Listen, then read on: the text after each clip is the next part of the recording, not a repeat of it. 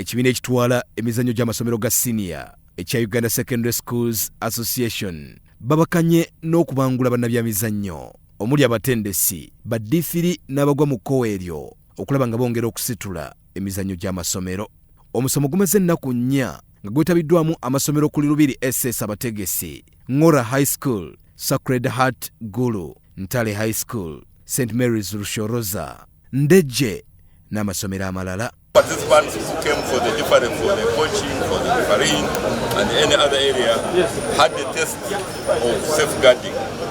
And then the other thing is that we did not only organize in one center, but we organized in Kampala here, we organized in Barara, we organized another one in Kabale, another one in Zulu, and another one in Ngora.